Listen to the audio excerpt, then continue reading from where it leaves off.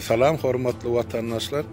Yine mezburi 10 günlük birinci alıştan sonra ben yine bugün yine de sizin bilen YouTube'da täze kanal açtım. Kanalın adı Türkmenistan Nokot Halmurat Söyün.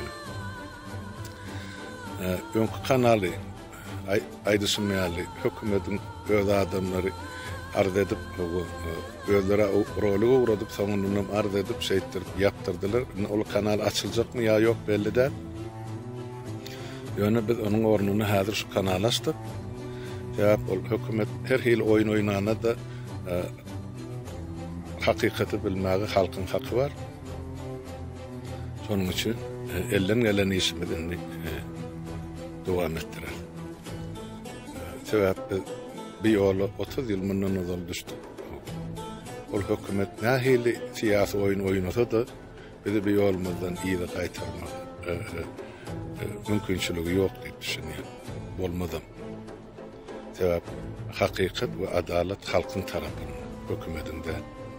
O cenayetler hükümet her zat edenine de halk öz hakkı için görüşür. Görüşüğü görünüp dur, ayağı kalıp başladı halk öz hakkı için inni görüşmenin derurduğunu düşünüp başladı. Şonu hem edivatiyle yerli yerden. Ben sonra öğren begeniyen hem minnettar. Sebep beni müngezek ağlasalarım, horlasalarım. Şu zatlardan üstün ve ürstem çıkmalı.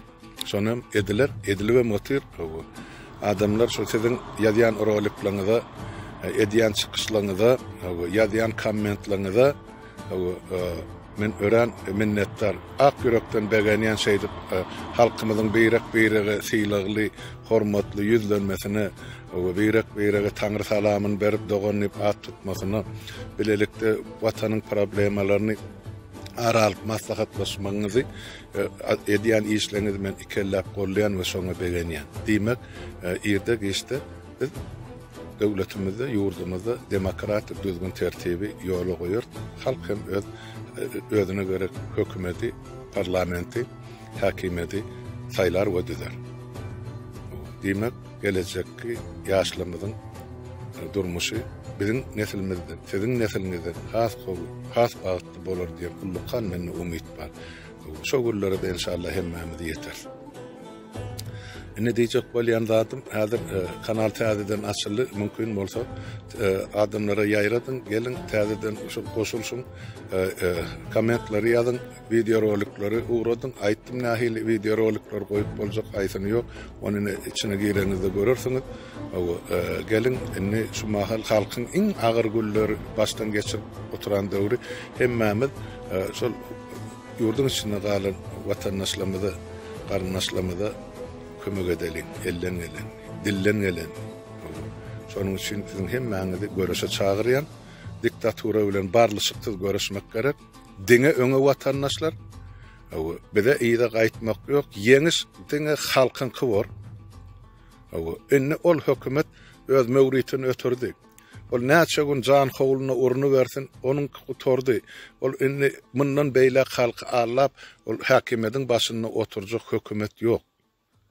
Inni olaram şonu doğru düşünýärler. Bir düşünmän oturan şol hökümetin daşyny gallap oturan egni pagolular. Ýöne olaram özüne gerek bal saýlap galar.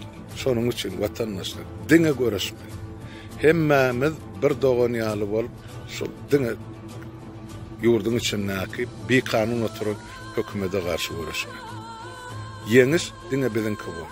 Diňe öňe watandaşlar. Gelin sahypamy men şo taýda size garaşýan.